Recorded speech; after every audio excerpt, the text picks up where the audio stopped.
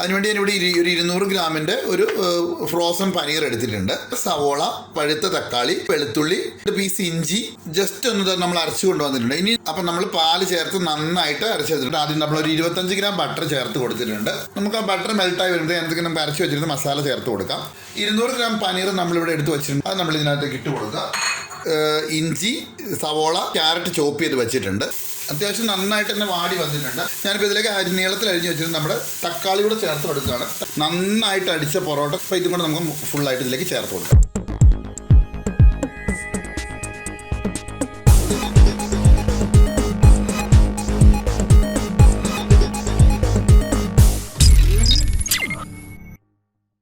അപ്പം നമുക്ക് ഈസി ആയിട്ടുള്ള വളരെ ടേസ്റ്റി ആയിട്ടുള്ള പനീർ കൊത്തു പൊറോട്ട ഉണ്ടാക്കാനായിട്ട് തുടങ്ങാം.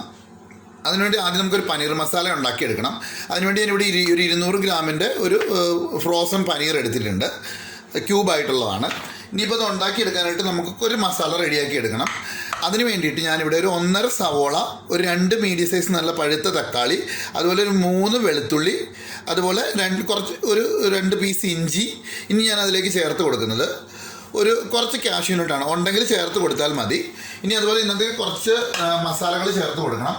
അതിന് വേണ്ടിയിട്ട് നമ്മൾ ആദ്യമായിട്ട് ഇതിലേക്ക് ചേർത്ത് കൊടുക്കുന്നത് ഒരു 3 ഏലക്കയാണ്. 3 ഏലക്ക ചേർത്ത് കൊടുക്കുന്നുണ്ട്. അതുപോലെ പിന്നെ ഇതിലേക്ക് ഞാൻ ചേർത്ത് കൊടുക്കുന്നത് ഒരു 1.5 ടീസ്പൂൺ അളവുള്ള മുഴുവൻ കുരുമുളക്, ഇല്ലെങ്കിൽ നിങ്ങൾക്ക് കുരുമുളക് പൊടി ചേർക്കാം. അതുപോലെ ഒരു ടീസ്പൂൺ അളവിലുള്ള പെരിഞ്ചീരകം, അതായത് വലിയ ജീരകം ചേർത്ത് കൊടുക്കുന്നുണ്ട്. അതുപോലെ നമുക്ക് കുറച്ച് മഞ്ഞൾപ്പൊടി, ഒരു 1/4 ടീസ്പൂൺ തൊട്ട് 1/2 ടീസ്പൂൺ വരെ മഞ്ഞൾപ്പൊടി. അതുപോലെ നമുക്ക് ഒരു 1.5 ടീസ്പൂൺ അളവിലുള്ള നമ്മുടെ മല്ലിപ്പൊടി. അതുപോലെ ഒരു ടീസ്പൂൺ അളവിലുള്ള മുളക് പൊടി, അതായത് നമ്മൾ പിരിയമുളകിൻ്റെ പൊടിയാണ് ചേർത്തിരിക്കുന്നത്. ഇത്രയും നമുക്ക് ചേർത്ത് കൊടുക്കുക. ഇത്രയും ചേർത്ത് കൊടുത്തിട്ട് പിന്നെ നമുക്കിതിലേക്ക് ഒരു നല്ല ജീരകം കൂടെ കുറച്ച് ചേർത്ത് കൊടുക്കണം. ഇനി ഇതിലേക്ക് ഒരു 1.5 ടീസ്പൂൺ ചെറിയ ജീരകം, അതായത് നല്ല ജീരകം, കുമിൻ സീഡ്സ് ചേർത്ത് കൊടുക്കുന്നുണ്ട്. നമ്മൾ കഴിഞ്ഞ ദിവസം ഓൾറെഡി ഒരു സിമ്പിൾ പനീർ റെസിപ്പി ഇട്ടിട്ടുണ്ട്. ആ ഇതുണ്ടെങ്കിലും ആ ഒരു റെസിപ്പി ഞാൻ ഡിസ്ക്രിപ്ഷൻ ബോക്സിൽ കൊടുത്തേക്കാം ലിങ്ക്. അതുണ്ടാക്കിയതിൻ്റെ ബാക്കിയുണ്ടെങ്കിൽ നമുക്ക് ചെയ്തെടുക്കാം. ഇതൊന്നുകൂടെ കുറച്ചുകൂടെ സിമ്പിളായിട്ട് വളരെ പെട്ടെന്ന് ഈ കൊത്തു പൊറോട്ടയ്ക്ക് വേണ്ടിയിട്ടുള്ളൊരു മസാല റെഡിയാക്കി എടുക്കാൻ വേണ്ടിയിട്ടാണ് നമ്മൾ തരുന്നത്. ഇത് നമുക്ക് ഒരു മിക്സിയുടെ ജാറിലേക്ക് മാറ്റാം. അതിനുവേണ്ടി ഓൾറെഡി നമ്മളൊരു മിക്സിയുടെ ജാർ എടുത്തിട്ടുണ്ട്. അതിനകത്തേക്ക് നമുക്ക് നമ്മുടെ ഇഞ്ചി, വെളുത്തുള്ളി, അതുപോലെ നമ്മുടെ സവോള, തക്കാളി, അതുപോലെ നമ്മുടെ ഫുൾ മസാലകളും ചേർത്ത് കൊടുക്കുക. ഫുൾ മസാലകൾ ചേർത്ത് കൊടുത്തിട്ട് ജസ്റ്റ് ആ മസാല ഒന്ന് ചേർത്ത് കൊടുക്കുക. എന്നിട്ട് നമുക്കിത് ജസ്റ്റ് ഒന്ന് നന്നായിട്ട് വെള്ളമൊന്നും ചേർക്കാതെ ഒന്ന് അരച്ചുകൊണ്ട് വരാം.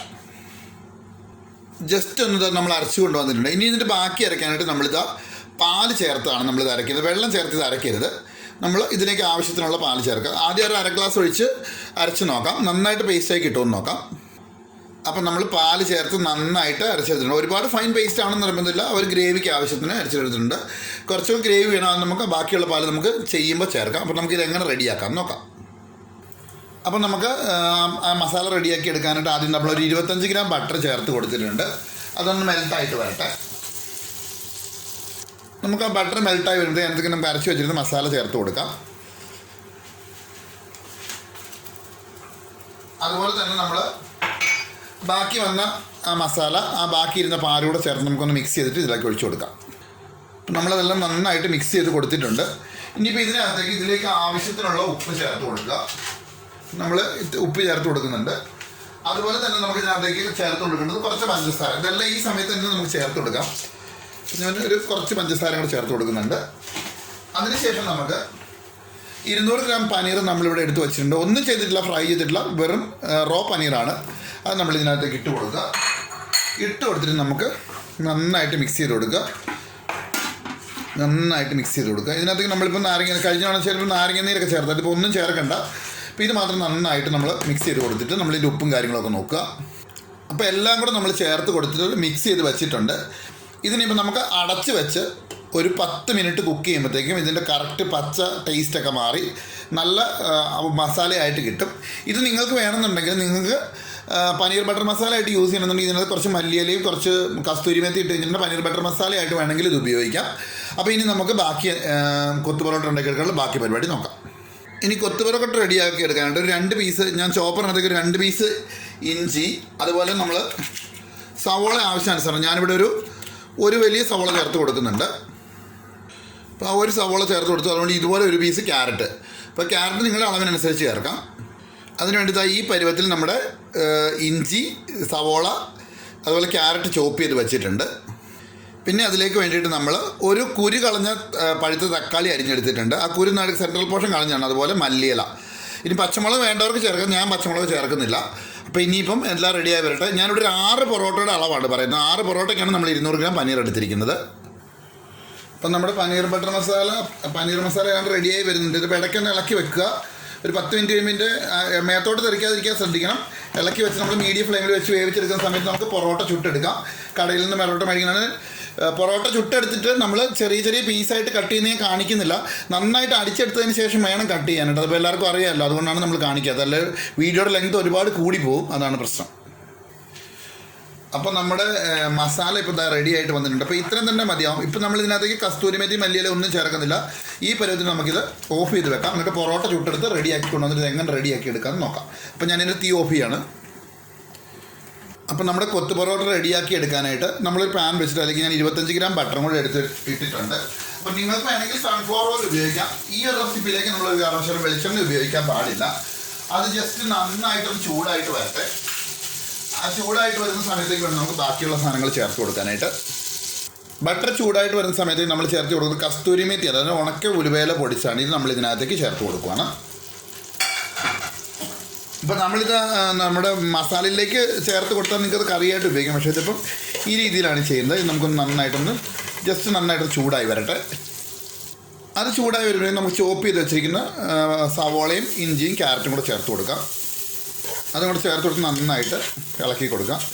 ഇതിൻ്റെ ഈ കൊത്തു പൊറോട്ടയ്ക്ക്, നമ്മുടെ ഈ പനീർ കൊത്തു പൊറോട്ടയ്ക്ക് നമുക്ക് നമ്മുടെ ഈ സവോളയൊന്നും അധികം അങ്ങോട്ട് വഴണ്ടി പോകേണ്ട കാര്യമില്ല.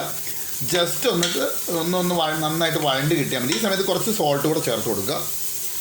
അത്യാവശ്യം നന്നായിട്ട് തന്നെ വാടി വന്നിട്ടുണ്ട്. ഒരുപാട് വെന്ത് പോകണ്ട. അപ്പോൾ ബട്ടറിന് ടേസ്റ്റ് കൂടുതൽ ഇഷ്ടമുള്ളവർക്ക് വേണമെങ്കിൽ കുറച്ചുകൂടെ ബട്ടർ ചേർത്ത് കൊടുക്കാം. ഞാനിപ്പോൾ ഇതിലേക്ക് നീളത്തിൽ അരിഞ്ഞ് വെച്ചിട്ട് നമ്മുടെ തക്കാളി കൂടെ ചേർത്ത് കൊടുക്കുകയാണ്. തക്കാളിയും കൂടെ ചേർത്ത് ജസ്റ്റ് ഒന്ന് നന്നായിട്ട് ഇത് വഴറ്റിയെടുക്കാം. അപ്പോൾ നമ്മുടെ ഉള്ളിയെല്ലാം റെഡിയായിട്ട് വന്നിട്ടുണ്ട്. ഇതിനകത്തേക്ക് നമ്മൾ നന്നായിട്ട് അടിച്ച പൊറോട്ട ചെറിയ പീസസ് ആയിട്ട് കട്ട് ചെയ്ത് വെച്ചിരിക്കുന്നതാണ്. അപ്പോൾ ഇതും കൂടെ നമുക്ക് ഫുള്ളായിട്ട് ഇതിലേക്ക് ചേർത്ത് കൊടുക്കാം.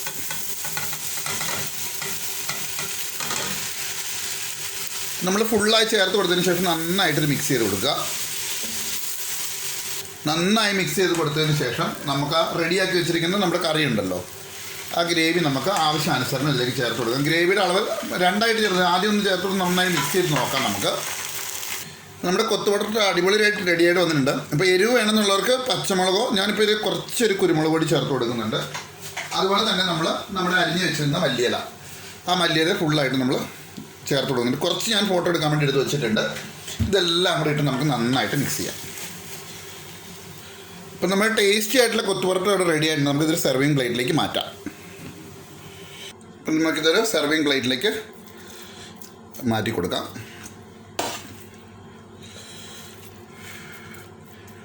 നമ്മളിത് സെർവിങ് പ്ലേറ്റിലേക്ക് മാറ്റിയിട്ടുണ്ട്.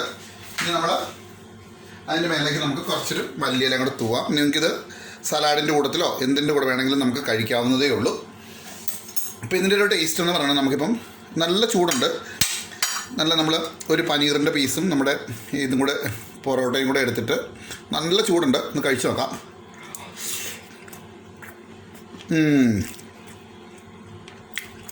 നല്ല വെജിറ്റേറിയൻസ് ഇഷ്ടപ്പെടുന്ന നല്ല അടിപൊളി ടേസ്റ്റ് ആയിട്ടുണ്ട്. ഒരു തവണയെങ്കിലും ഒന്ന് ട്രൈ ചെയ്ത് നോക്കിയിട്ട് നിങ്ങൾ ഫീഡ്ബാക്ക് പറയാൻ മറക്കരുത്. അപ്പോൾ വീണ്ടും നല്ലൊരു അടിപൊളി വീഡിയോ ആയിട്ട് കാണാം. അതുവരെ എല്ലാവർക്കും നന്ദി, നമസ്കാരം, താങ്ക് യു.